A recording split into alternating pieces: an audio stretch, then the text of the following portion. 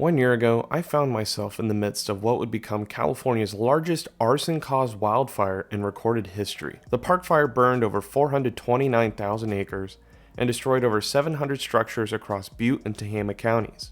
The fire started just 5 minutes from my home in Chico, nearly causing my family and me to evacuate. I spent weeks documenting the progression of and fight against the park fire, and in this video, we're going to take a look at what the areas burned look like today, 1 year since the park fire. Tonight, as fast-moving flames ravage parts of Northern California, firefighters are urged to stay aggressive. Coast furnace turned inferno. California's park fire exploding overnight. The park fire started on July 24th, 2024 in Upper Bidwell Park near Alligator Hole. Ronnie Dean Stout, according to eyewitnesses, pushed his car down a steep embankment where it caught fire. The fire spread to nearby vegetation, and the first calls to 911 came in around 2:44 p.m. that day. With temperatures at or above 100 degrees Fahrenheit, along with gusty winds from the southwest between 20 to 25 miles per hour, the fire began to rapidly move upslope to the north and northeast. By 7 p.m., the fire burned over 1,500 acres and was impacting the small communities of Richardson Springs and Cohasset. As it continued to spread north, the fire established itself in the Ishi Wilderness, an area with no recent history of wildfire and few easy access routes for ground-based firefighting personnel. By midday on Thursday, July 25th, the park fire had burned 71,000 acres. The fire burned up to and threatened to jump Highway 32 between Chico and Forest Ranch, the latter of which saw structure loss along Forest Ranch Way. On Friday morning, CAL FIRE reported that the park fire had burned 164,286 acres, and by the evening, the fire impacted Paynes Creek and jumped Highway 36 in Tehama County. The incident commander of the park fire stated that the fire was spreading at the rate of 5,000 acres per hour, or 8 square miles every hour.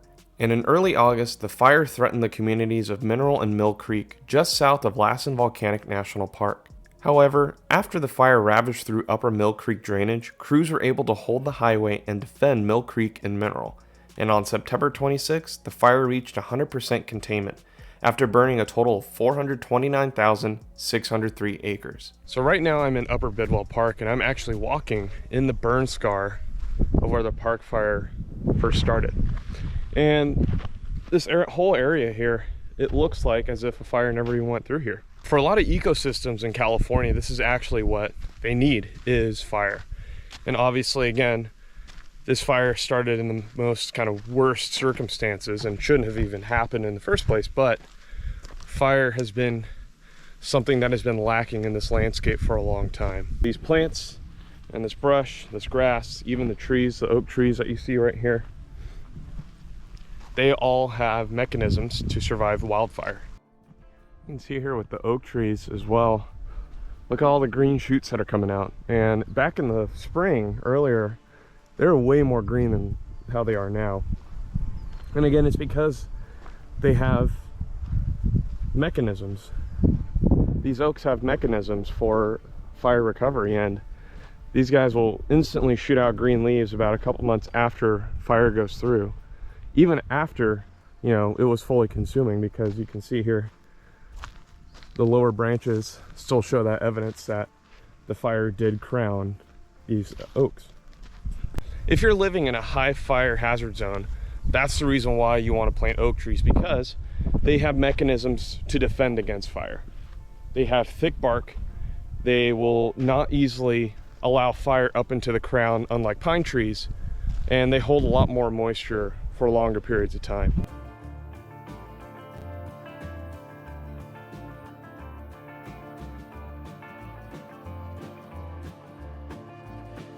We're now further up along the burn scar. This is on along Highway 32 now, actually. So this whole area behind me that you can see burned in the fire on the second day, actually, on July 25th. So on the second day, the fire was on the top of Musty Buck Ridge that you see across. And right around here is where the fire actually backed all the way down to the bottom of Big Chico Creek, which is why that whole area down there actually survived and there's not as much tree mortality. And what happened is that the fire actually became established across the creek and started to make a run up the drainage up to the north and east. And eventually the fire ran up this slope as well too. and that is why you see higher tree mortality in this whole area here.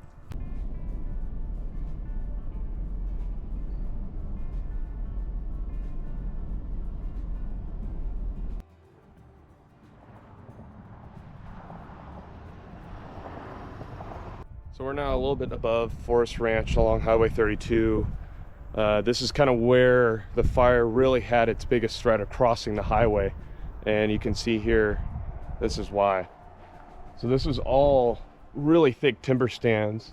And you can see the evidence of it here too as well. Yeah, as you can see, like there's just not much else really kind of popping up. I do see some pine saplings a little bit further down, but nothing to write home about right now because again, this is only been a year since the fire happened, so there's still a lot of time for it to kind of shoot up and get reestablished.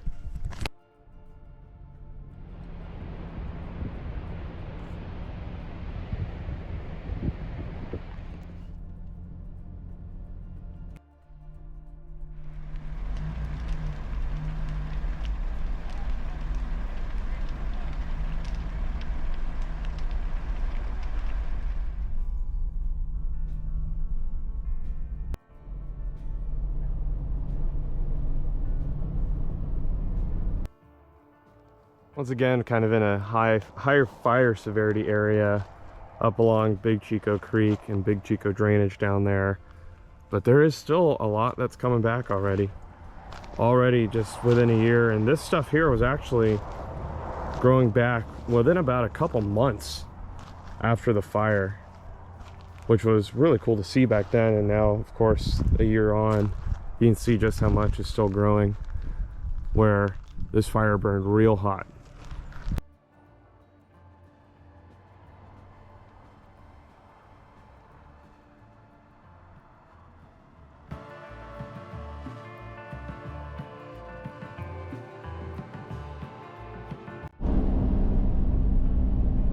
Right now we're actually in the Park Fire burn scar just past Dale Station, and it's kind of hard to tell because all that's really left is just this black. And during that night on July 29th, they actually fired off a backfiring operation along this road. So they sent fire off to the right over to the landscape beyond the screen here to hold Highway 36, and they also did it on the left side too. I think actually the left side is for their vegetation management project. They do that a lot along Highway 36, both east and west of Red Bluff. But yeah, off to the right, this is where they held the line for the fire, and really by that point the winds had died down, and so therefore they were able to hold this part of 36. But on July 26th, when we get further into Paynes Creek, you'll see where it jumped and where unfortunately some homes burned for when that fire really kind of roared through Paynes Creek. That open space to the left is where I shot my time lapse, I think. Just wow. You know, if you came through here and you didn't know the park fire existed, you wouldn't think any fire even happened in this landscape, because, you know, this whole area is just such a fire adapted ecosystem, to the point where even just it's only been a little over a year, and yet it looks like as if no fire even occurred. And that's thanks in part to because the intensity of the fire in this part of Highway 36 was actually more backing fire. So there wasn't really head fire that went through here, versus some areas as we get further along Highway 36, even across Paynes Creek. Over off to the left here as we're driving by, this was kind of the highest kind of structural loss area of Paynes Creek. All along this area here. And then this is the fire station that somehow miraculously survived, the Cal Fire Station here at Paynes Creek. But this is again very intense head fire that moved through this whole area.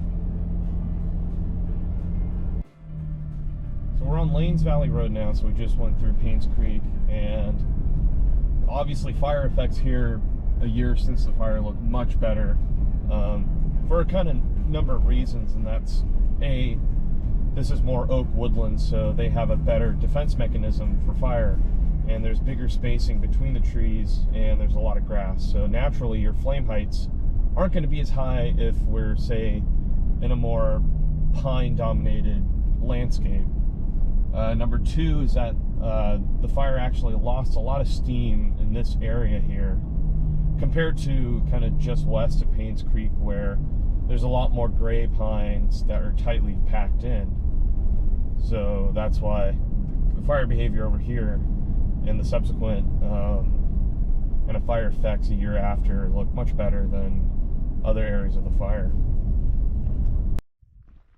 So this is where CAL FIRE did their backfiring operation. One of my highest viewed videos was when I was embedded with them for this emergency firing operation for it was basically a finger head fire that was moving towards Lanes Valley Road on July 29th, and obviously they wanted to stop it because that would have been threatening Manton further to my north. So I remember basically parking my car, and I actually got here before that strike team of CAL FIRE engines came to do that firing operation. And I just, saw a huge rotating column. I knew this was probably going to be where they would do it. And when I first arrived, I looked around and said, there's no way they'll be able to successfully do this because of just all the vegetation that was lining both the fire side and the green side of the road. It was quite breathtaking to see how thick it all was. So that day, that fire was moving down Inskip Hill right over there, and this is where I was seeing the rotating column and all the tankers that were flying across here trying to drop retardant in front of it. And this is where they actually fired off the road. It started pretty much right here with these pines. So the battalion chief was right here. He had his very pistol and he started shooting it off into the fire side of the road.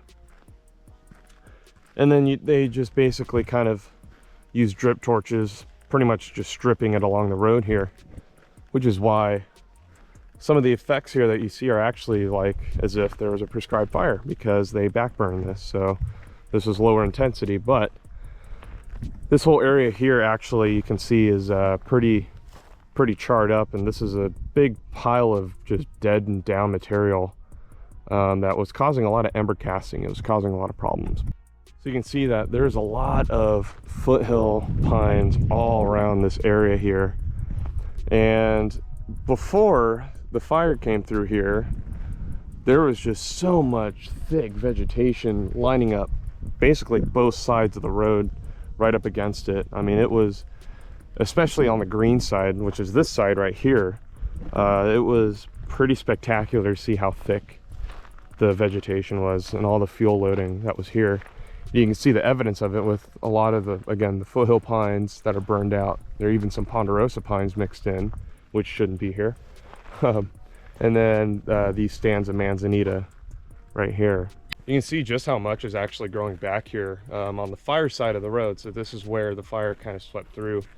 And it's kind of a testament for this ecosystem that the park fire burned through. This is an area that is not only dependent on fire, but survives and thrives on fire. There's just such a lack of fire in this landscape that when it finally came through here, it was pretty hard to stop because of all the vegetation that grew back and that hadn't been burned. And so now that we have fire that was reintroduced into this landscape, in part because of the backfiring operation that CAL FIRE did, there's just a lot that's finally starting to grow back, and it's not thick and dead and overloaded with fuels that are ready to burn rapidly.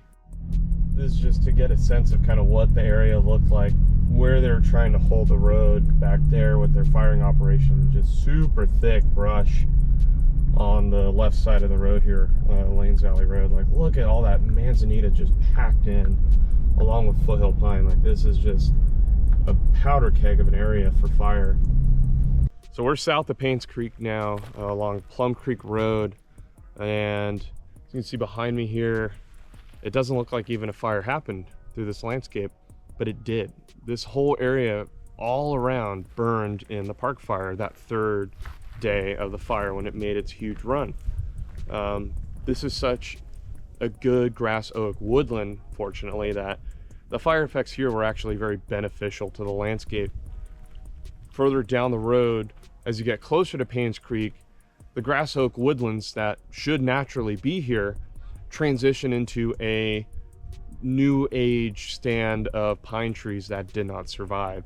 And again, those pine trees, they don't have the defense mechanisms like a grass oak woodland does naturally in this landscape to survive a wildfire. And we're at actually the top of the slope. So if you we turn back around, you can see that we are at the top of the slope here, but there's drainage below. So naturally the fire intensity as it was moving from south to north would have been moving upslope. But the intensity here of the fire was not that bad. And that's again because of this ecosystem and the way it's designed. Here's really some of the only evidence of the fire here is that this little kind of brush / chaparral patch that burned. And then some of the oak trees here, and I don't want to get too close because there is a private property sign and I don't want to trespass. They do show signs that there was fire. As you can see, some of the lower branches were burned off, but the tops are still green. And again, that's kind of what we see down in Upper Bidwell Park, where the fire first started. Same mechanisms, similar kind of landscape here, grass oak woodland, similar fire effects. Just went down the road a little bit more to the south, and I mean, look at this oak that survived. Holy moly. There's a lot more mortality here between a mix of pines, of the foothill pines over there, and even some oak trees, but man, some of these just really did well, including this behemoth of an oak here. My goodness, this thing is old, very old. This thing, wow, look at how big this freaking trunk is. So again, they are designed to survive these sorts of fires, and this burned here a little more intensely, especially in those pockets of closer stands of trees over there by my vehicle. Walking through here along the road and looking at all the stuff that's already growing back. A lot of the fire in terms of the beneficial effects are very mosaic. Again, there are areas where there's a lot higher severity, where you could say some of the pockets shouldn't have even been there in terms of what was growing, like those pine trees further back towards Paynes Creek. And then you have areas like this where obviously there was higher intensity fire, but the landscape is designed for that sort of fire and will survive. And this whole area is thriving right now. Even across the road here, as I pan the camera, look at that. It's like a fire never really came through. And these oaks are doing well, and the grass is doing well, and I keep hearing acorn woodpeckers and scrub jays and other birds utilizing a lot of the area that burned, including the burned out trees. A lot more oaks here that survived compared to the foothill pines and even the ponderosa pines that are sporadically here in this landscape, which in reality they shouldn't be. But again, these oaks, they're thriving. They're green. They're very green right now. Well, I'm here in post-production because my audio sounds terrible. So we're on Highway 36. We just passed the entrance to Lassen Volcanic Park. And the burn scar that you see on to the right of the video is from the park fire. So the park fire actually held along the highway and did not enter the park, unlike the Dixie fire, which did enter the park back in 2021. So this part of the fire, I actually saw and documented another pyrovortex up on that ridge that you see right there. That was probably the best example of a pyrovortex I saw on this fire with my own eyes. It was pretty impressive to see on the highway. So we're just a little bit further down the road, and along the right is where the American River Hotshots, in conjunction with some engine crews, I think from Ventura County, they were doing a backfiring operation, and that's how this northern end of the park fire held, is all because of the firing operation that the American River Hotshots did. I was there to witness it. They did a great job of holding the line here, The fire never really threatened to cross Highway 36 because of this backfiring operation that they did. Well, that's enough of being out into the field. Let's actually check out some of the mapping and the fire history, along with some logging practices that are occurring within the park fire scar. So here's the perimeter of the park fire, and just again, look at how far north it stretches. From the ignition point of the fire to the furthest northeast finger near Lassen Park, it stretches to about 42 miles. Now, if we turn on our fire history layer dating back to 1900, there have been plenty of fires within the park fire burn scar, including in the area where it started. This includes the 1999 Musty Fire, named after Musty Buck Ridge, which burned well over 16,000 acres. But as we move further north, the fire history becomes older and older in the foothills. The largest recent fire was the 1990 Campbell Fire, which burned over 131,000 acres and was ignited due to negligence from PG&E. But that was the most recent, and as we look at other burn scars in the area, we can find some from the 1940s, 30s, and even the late teens. But if we look at recent fire history maps, there have been no significant fires between 2000 and the park fire in this region. And for a landscape that is dependent on fire, that's a long time for fuels to build, especially after the recent wet winters Northern California has experienced in 2022 to 2023 and 2023 to 2024. Now when we switch to Google Earth imagery, let's look at the general landscape that this fire burned through. Between Highway 32 and Highway 36, the foothills of the far southern Cascades and far northern Sierra are extremely rugged, with steep drainages from all the different creeks that drain into the Sacramento River. These drainages are perfect for wildfire to rapidly move through, especially with how heavy the fuels are that are designed to burn, including foothill pine and chaparral, along with other brush species. It's why the park fire could spread so rapidly to the north, because fuels, wind, and topography all aligned. But this fire spread was aided in the form of planted monoculture pine forest in a large section of the park fire burn scar. A lot of these areas was actually being used for commercial logging by Sierra Pacific Industries. When we zoom in towards the upper part of Mill Creek, where the park fire burned severely in early August, much of the land is checkerboarded with clear-cut logging and even-aged stands of pine trees. Post-fire, we can see a wide spatial area of tree mortality in the drainage where satellite imagery has been updated. There are pockets of green down towards the creek bottom and on certain aspects of slopes. That is thanks to how fire interacts with slope, as fire will burn at higher intensities from mid-slope to the top of ridges, and then burn slowly in backing fire as it crests these ridges and slopes to the bottom of the creek. But a majority of Mill Creek and the surrounding area saw fully consuming, high-intensity crown fire. This was especially true in an area along Tamarack Road, which is a replanted area after it had been clear-cut logged. Remember what we said earlier, young pine trees tightly packed in an area that is all the same species will have virtually no defense mechanisms for fire. And in the park fire, almost the entire stand saw crown fire that killed a majority of the replanted monoculture forest.